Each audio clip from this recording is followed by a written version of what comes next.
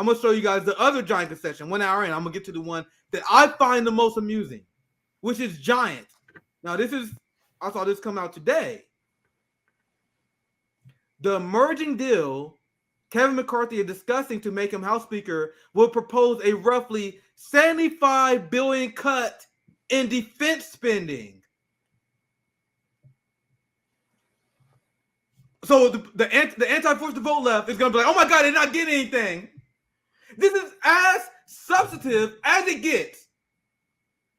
That you have these right-wing rebels who are outflanking the squad on the left on this one particular issue. Bro, they shifting powers, man. They are shifting powers in front of our faces. They shift in front of our faces, Rome. They are realigning in front of our faces. Realigning all political sort of groups. They are realigning. You're telling me the squad is voting for $45 billion on top of what's asked, and the other side is cutting it by $75 billion, and we're not understanding. We're seeing a complete realignment.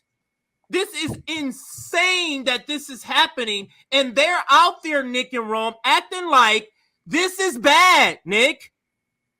Yes, this is insane. Go ahead. I know you. Well, it's only bad because it's bad. It's bad because you know who they talking about, right? Who they taking that money from, right? Our Nazis in Ukraine. How we so Russia? How we supposed to have like, man, get the fuck out of here. Somebody had asked me. They can't buy enough blue and yellow flags, bro. Yeah. They can't buy enough. They need some more money to buy some more. Do I think people in Ukraine, the armies and militaries in Ukraine are fascists? I said if they wasn't, we wouldn't be funding them. When have we ever funded rebels for liberation? We got Taliban, ISIS, what the fuck? When have we ever funded anything good? If they wasn't racist, if they wasn't Nazis, they would not be getting billions of dollars. They have gotten more money from the government than any black community in this motherfucker. Look at what they say here. Look on this story here. The emerging deal Kevin McCarthy is discussing to make him Speaker of the House will propose a $75 billion cut in defense spending at a time when the U.S. is intent on backing Ukraine against the Russian invasion and grows more weary of China's stepped-up aggression towards Taiwan. What stepped up aggression? They literally have done nothing. Despite you guys send weapons to Taiwan, Nancy Pelosi went to Taiwan, and they still didn't. You guys want to know what China's response was? It was actually pretty fucking weak. It was actually kind of funny. Yeah. Like, Nancy Pelosi went to Taiwan, and then China puffed their chest for a few weeks. It was like, oh my God, I swear to God, we got to fuck shit up if you guys do this. Then they did it. It was like, oh my God, the United States is fucking crazy. So, like always, the United States called China bluff. Like they call Russia bluff, like they call Iran bluff. They call people bluff because they are fucking psychopaths. Yep. So China, despite the fact the United States directly violated their sovereignty, just did military drills. No, seriously, that's it. They did a few military drills like, I showed them. Mm-hmm. Like, nigga, that's weak, but they have to be weak because they were trying to protect the global working class. But every single Western story paints it as China is being aggressive. But Taiwan already, what was this? A story came out a couple of weeks ago. They was in favor of China. They was like, I don't know what the fuck the big deal is that the West is talking about. Like, there is no beef. Y'all making up shit because y'all want to invade China. That's it. Y'all want to get a step closer to China. You're already next door to Russia. You're trying to get next door to China. You want to overthrow Russia. Let's stop acting like this is about protecting Ukrainians. It isn't. Not at all. Because if it was, then they would have just signed a fucking peace deal, a peace pact. You know what I'm saying? Some type of agreement, like the Must agreement, which America violated. Look at this part. Unbelievable.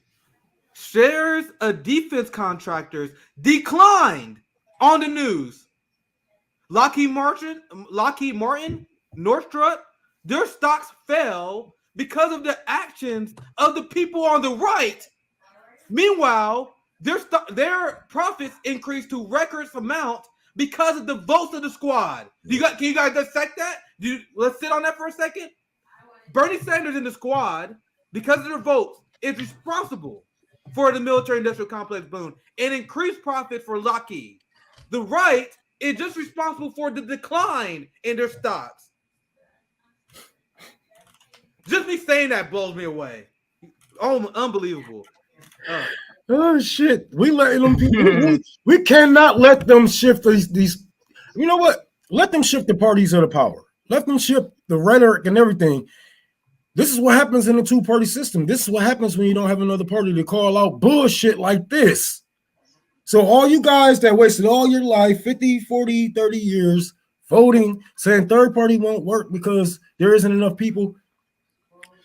It's your fault. No, I'm playing. But literally, I do see this as a moment in time, that is not like any other. Yeah. From going from the pandemic, going to the millions of people laid off, going to the Great Resignation, where almost 5 million people are quitting every month, to people not wanting to go back and have remote work, to the strike breaking, to them voting for funding for Ukraine, to Bernie Sanders doing what he's doing to ship her. This is literally just a flipping of reality, and boutique media hasn't caught up, or they're part of that flipping of reality. And I'm thinking it's about half and half. Like Sam Cedar is part of the flipping of reality. Oh yeah. But then there might be some gullible ones that just are behind in the times. And I get a feel from like Kyle may just be behind in understanding. Like in 2 years, he'll be where we're at today. I'm just giving some of these people the benefit of the doubt, because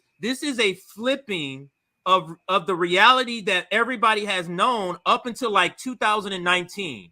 Now it's just completely different. Go ahead, Nick. And to your point, CJ, and if you look at Kyle Kulinski, David Dolan, and people, their analysis of politics is still like it's 2016.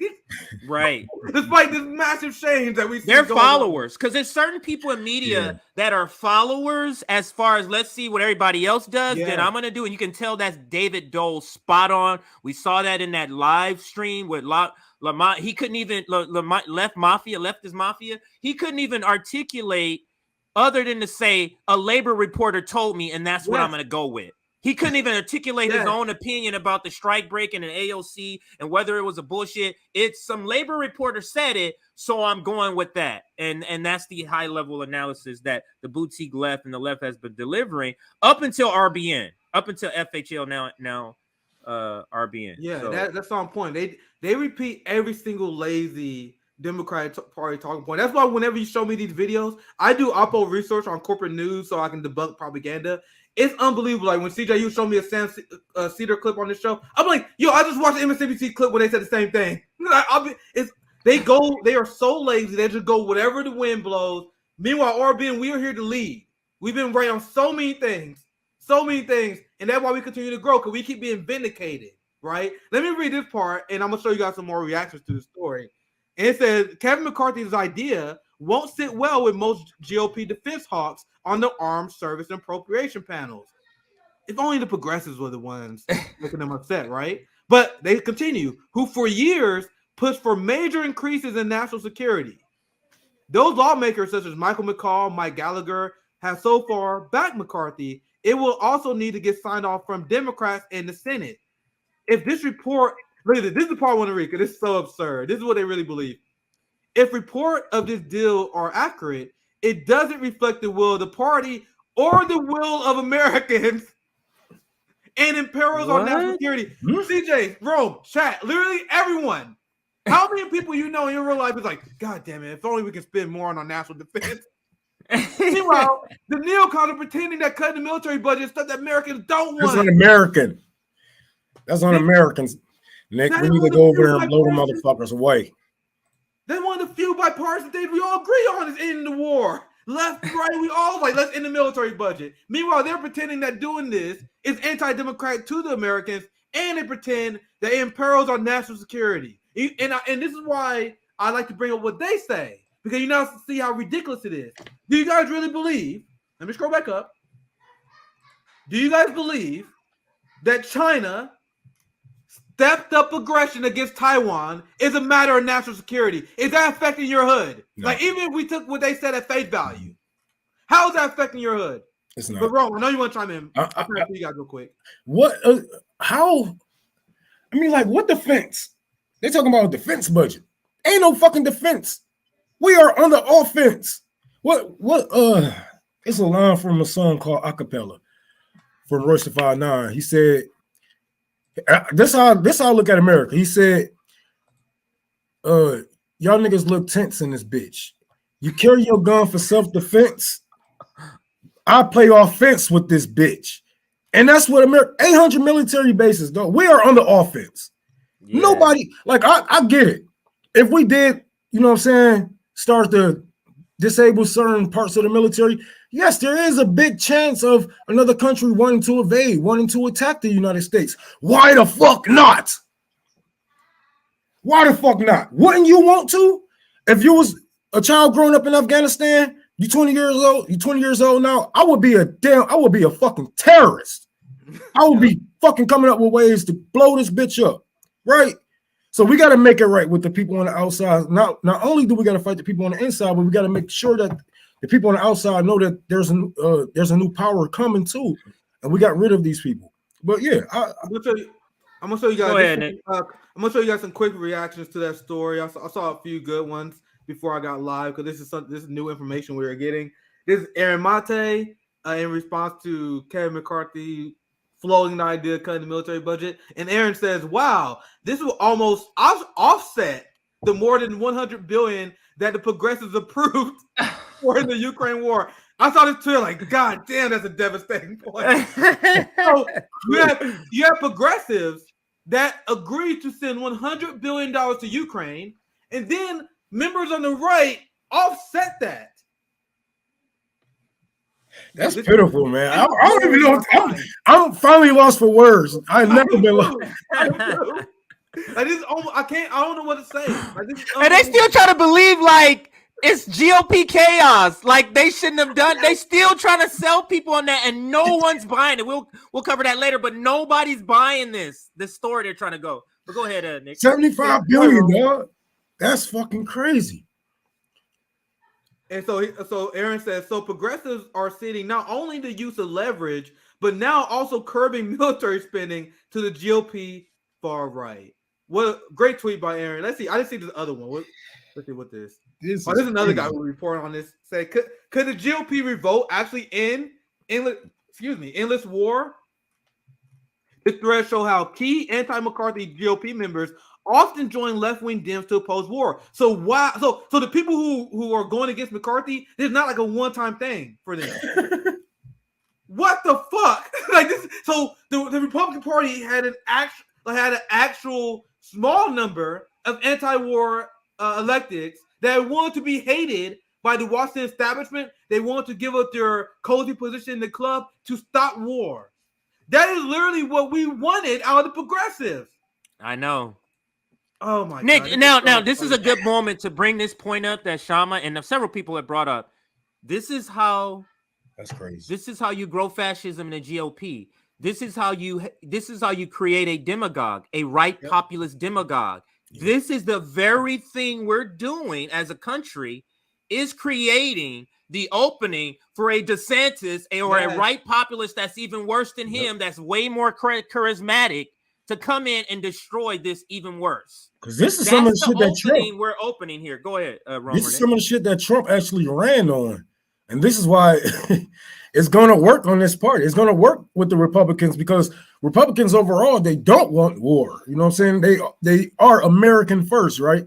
Et cetera, et cetera. I don't see them. I actually see them growing in their base. You know what I'm saying? That's what I was just about to think too, Rome, is that they're going to just grow. They're just going to get more black males. They're going to get more other males that move towards the Republican Party. More workers are going to move towards the Republican Party. That's what I see happening. Non-voting black men will shift towards the will shift towards the Republican Party because we already our relationship with the Democratic Party, and if we see them, you know, delivering things like this, you know, being able to vote out war, being able to cut the military budget, keep money in our neighborhoods, keep jobs in our neighborhoods, black people probably gonna run to the Republican Party. I'm pretty sure. This is unbelievable. This is Jimmy. He said, "Holy shit! The right wing of the Republican Party is further left on war than AOC and the entire Democratic Party. The Fraud Squad and Bernie Sanders are 100% war pigs. This is what the squad." Anyone else hear that in Jimmy's voice? This is what the squad was supposed to be doing 2 years ago, but instead they lied about healthcare activists. So you see, Jimmy, he got fucking caps on. Like, this is news that is blowing the minds of all the anti-imperialists on Twitter. Now, this is the last tweet, and I'll pass to you, CJ. I know you got a few things you want to cover, but I want to show this tweet from Glenn because this is the argument that we were making on our stream yesterday. CJ, remember? This is Glenn's tweet, and I want you to give you guys. Oh yeah, I saw that earlier. Go ahead. He said, "Can someone tell me why it's so horrifying and devastating for Congress to take a few days to debate and negotiate over who's going to be third in line to the presidency in row of House? Aren't debates of this kind called democracy as rare as it is now for Congress to do that? The 1.7 billion omnibus bill Congress just passed was 4,000 pages. Nobody who voted read it all. This is how it works. Leaders put together huge bills and other members vote yes. This is a fundamentally broken and anti-democratic system." That's exactly what we were saying yesterday, right, CJ?